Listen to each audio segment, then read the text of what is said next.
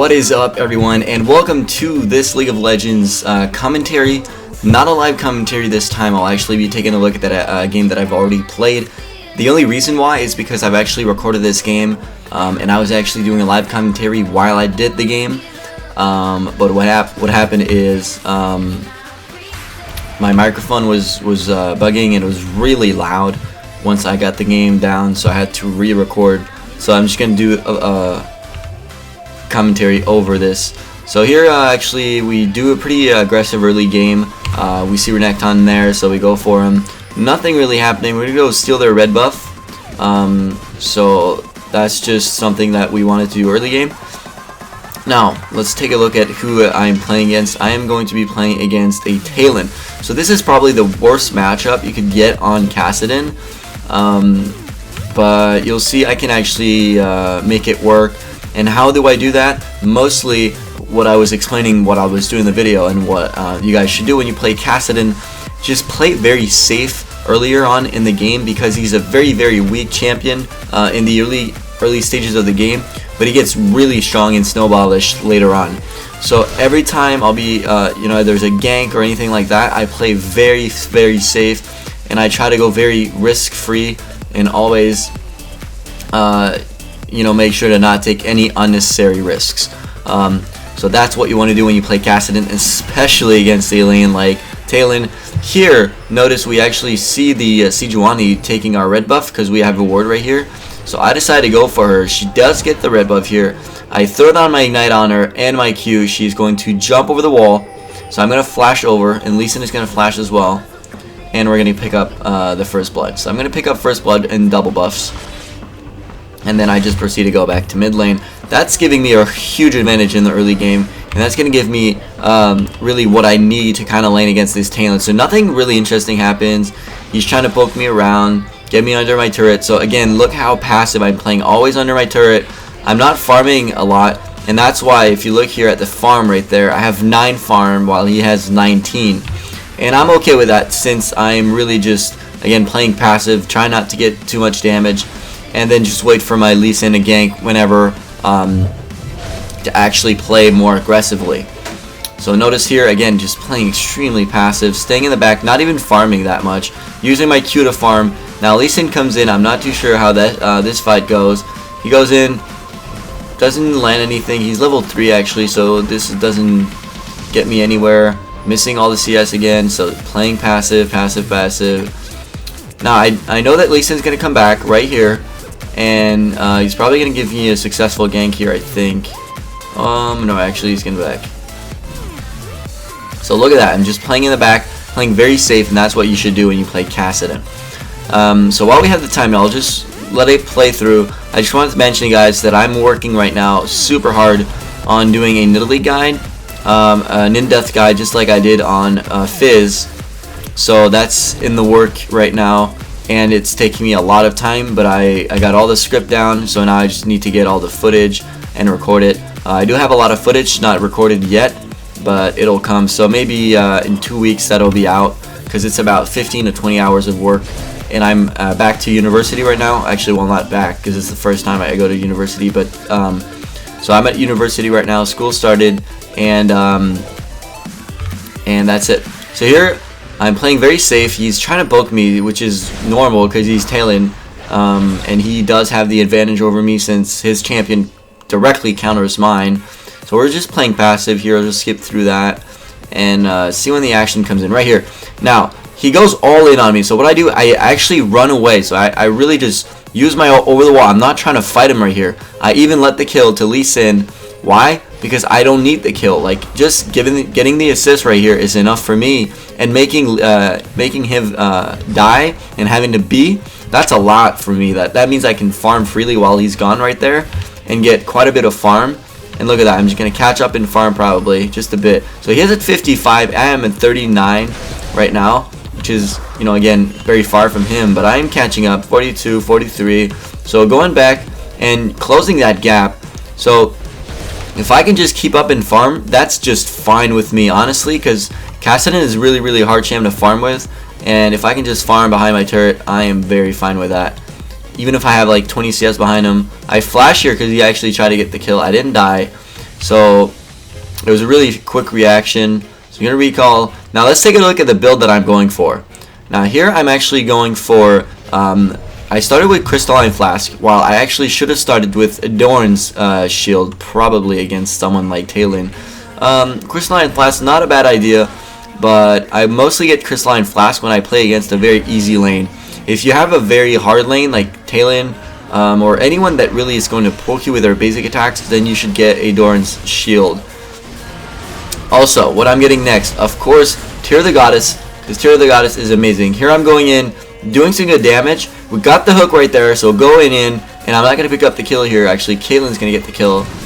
And I get engaged on by Sejuani, so I go back in the bush. And I'm going to go back in, actually, onto Ez right here, just to do a bit of damage. You'll see. I ult in, use my E and my Q, huge damage, and we actually do pick up the kill, so that was really good.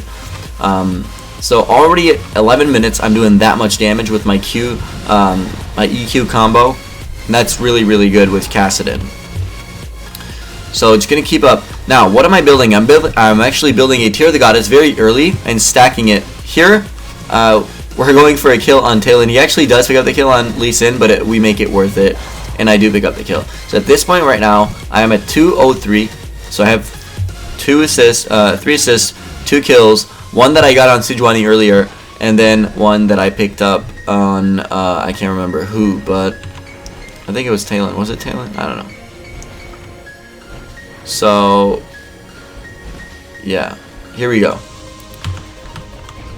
Now, again, my build. I didn't have time to say what my build is. Now, my build, I'm going for Tear the Goddess very early, but I'm not building this into a Sapphire's Embrace just yet. What I'm doing with this is just stacking it all the fucking game, because Tear the Goddess takes so much time to build onto Kassadin, because you don't have any spammable abilities. Like your ultimate, you can't really spam it. It's too, it costs too much mana. The only thing you got that doesn't cost much mana is your W. But then again, that's on a 12-second cooldown, so really hard to use it to stack your Tear the Goddess.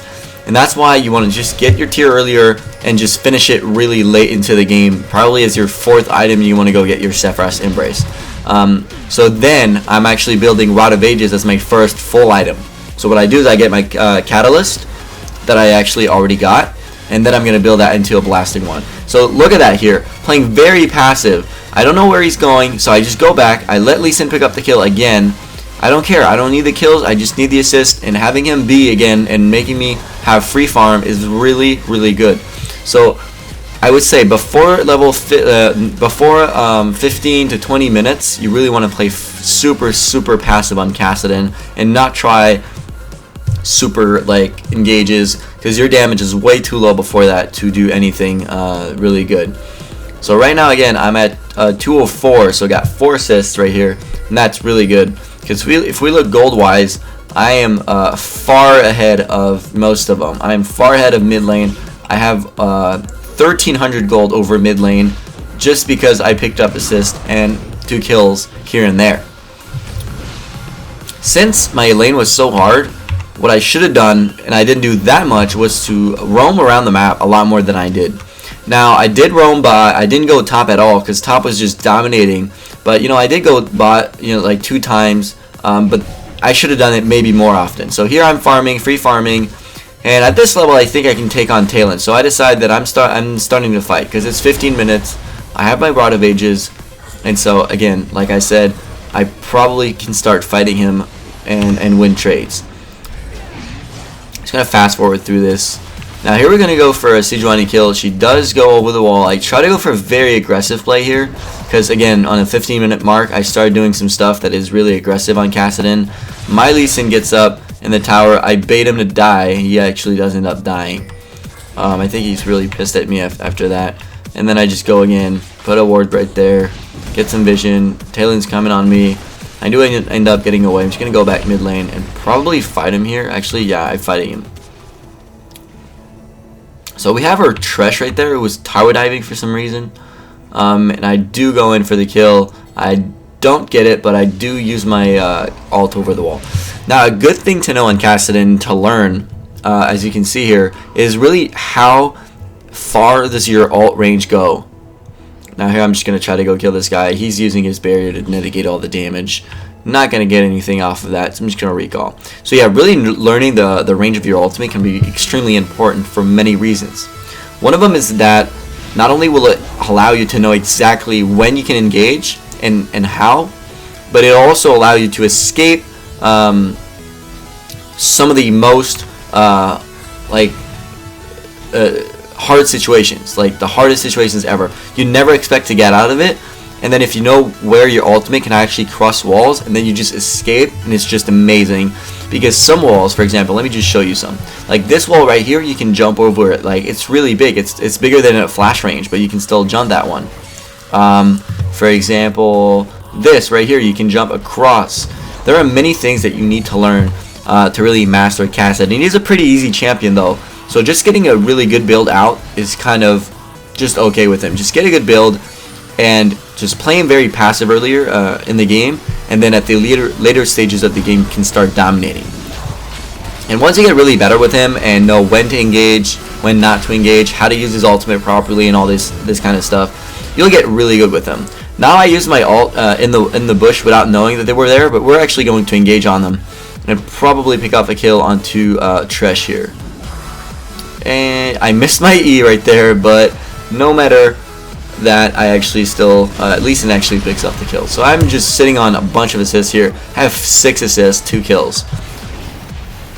So just gonna keep on pushing, and I'm still not playing too aggressive right now. I'm still playing pretty passive. I do get a kill right here, a shutdown kill. But notice how I'm not like trying to go all like in the jungle and stuff like that and just like waste my time. I'm pushing lanes, and that's mostly the goal that I'm trying to go right here. Push lanes, get the win, and get out of there. Now here I went for something. Let's just skip back there. I just wanted to show you guys. I just didn't notice.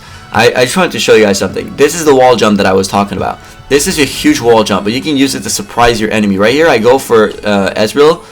There you go. Look at the damage right there I dealt at 19-minute mark. And I surprised him because no one expects you to jump over that kind of wall and do that much damage. Now I didn't kill him, but that was just a good amount of damage that I could put on him and just make him back already. Now he's gonna stay there, and I don't think we could pick up the kill. But that free damage right there didn't cost me anything. Cost me just a few bars of mana, but nothing more. And then Caitlyn goes in and decides to get killed in a 5v1 situation. Right there, professional Caitlyn.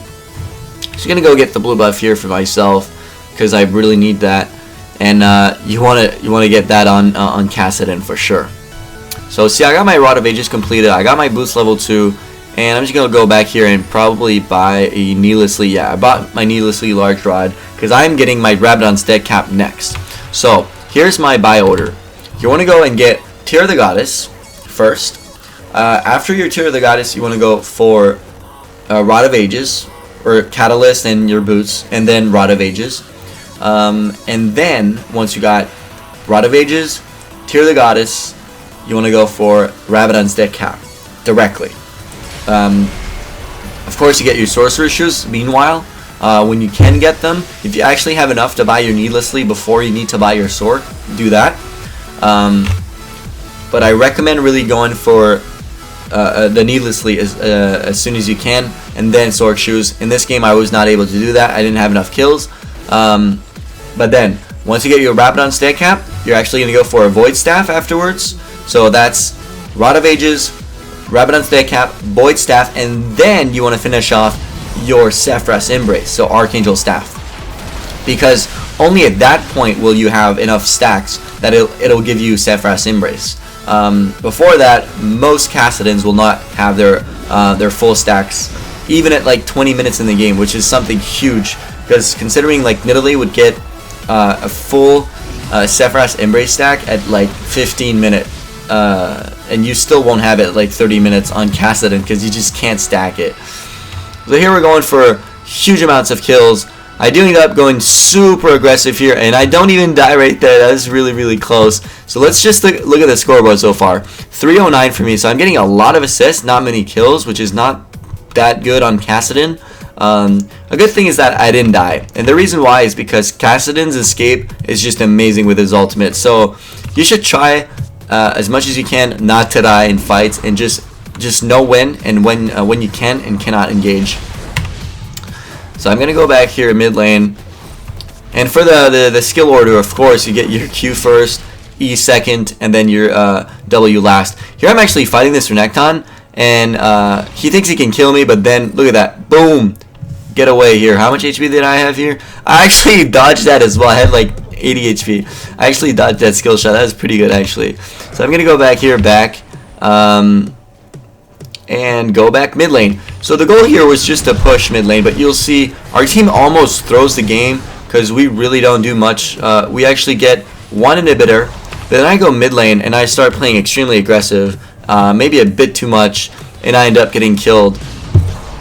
So I pick up a kill here and pick up the lantern, but my mistake here is actually they go back for the Ezreal. I do kill him actually, I think. Yeah, I do kill him right there. That's huge damage. That was not a mistake. Actually, that was good. I thought I died there, but no, I didn't die. I did go for Talon though, and we actually pick up the kill again. Wow, I'm impressing myself. I thought I died there, but I know I do die this game actually 2 times. Spoilers, sorry guys, but I don't know when. We'll see. I think here, because I stayed too long right there in the spawn. Yeah, we're staying way too long here. I should have backed. Hopefully I will back. Nope, I do decide to go back right there, and then that's definitely my doom. Because no, am I dying? Am I not dying? I think I'm dying. I think I'm dying, and I am not dead. Dead. All right, there it is. So I actually died right there because I overstayed a lot. Like I should have backed there way earlier, and I had a lot of money. Look at that. I bought my Rabadon's deck cap, and then I took a blasting one and started building my Void Staff. So here our Renekton gets God. So here's why I said we almost threw the game, because we actually die here, like all of us mostly. I don't think Caitlyn dies, does she?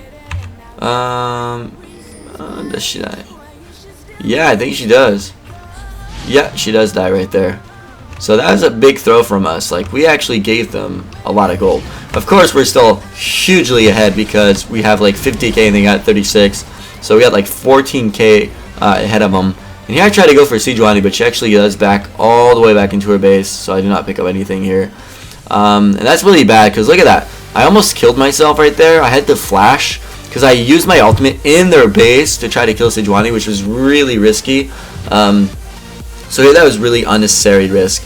And I'm really low on HP, and I can't do much. And here they have a ward, so he does see me come right there. He does see me come right there, but look at that. Let me just put this in slow motion. He uses his ultimate already, and I didn't see him. I didn't see him use his ultimate. So I go in the bush, and I'm like, holy crap, he just used his ultimate. And the second I notice, look at that, I go back, and then boom, there goes the ultimate. He actually kills me. So that's the 2 death that I had in this game. That was really retarded going for this guy. I should have backed. Again, overstayed. I got hugely baited on this one. Couldn't see him use his ultimate. I thought my damage was enough to maybe one-shot him without him even noticing that I was there, but then I should have expected a ward coverage, at least one in this area, and of course they had one, so I died. But nonetheless, I tell myself, alright, I gotta stop doing these fucking terrible plays, and I gotta start pushing the lane and winning the game. So, I'm gonna fast forward this, get back to my character, and see what I'm doing here, pushing mid lane, because I thought I'm gonna stop dying here and win the game. So what we do, we go right in, and here we're gonna win. Actually, I do die 3 times in this game, I think. Look at the damage, that's huge. 29 minutes in, I took half this guy's HP with 2 spells. That is just huge, and I don't have that many kills. I have 6 kills, but I do have 10 assists, so yeah, I do have a lot of kills. But you should have this many kills on Kassadin. You're an assassin, and you have a huge roaming potential. In this game, I was not really capable of showing off that roaming potential that you would have in solo queue, because top lane didn't need any help. Bot lane was doing really well. I did gank bot lane 2 times or 3 times throughout the entire game, but other than that, people did really well. So normally on Kassadin, if your lanes are having trouble, don't forget to roam, because your ultimate can make you go from point A to B really, really quickly. So I would always roam. I always roam on Kassadin whenever a lane is struggling. So if I can help, I will, because you don't lose much from doing so, because you can go around the map so fast with your ultimate and just jump over walls, and your gank are super efficient. So again, oh god, do I die here? I think I do. Yeah, that's my third death in this game. And if I jumped over the wall there, Sejuani would have killed me. Really, again, out of position. Every time I died in this game, because I was out of position. I was being overly aggressive in really bad positioning, and that is how I died every single time. Here they try to go for Baron. They don't get it. Just gonna fast forward through the, because it's not really interesting at all. So they're starting to push mid right here, and I'm gonna make plays right there, going in, and I'm really gonna kill Sejuani right there. And what I'm gonna do is actually keep on going. I'm gonna flash in and use my E right there to slow both of them and start fighting this Ezreal, who thinks he can kill me. Now I know that Thresh can kill Ez by himself, so I'm gonna leave him there, and he's gonna kill him actually.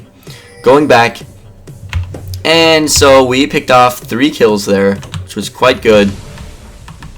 So I'm going to keep pushing the lane here, because I thought to myself again that I was getting killed way too much. Now what I should have done here in this game is play it a lot less aggressively and just play the game normally. Just push lanes, stay with my teammates, and try to pick up kills, but not in their base. Probably more in the jungle would have been a better idea.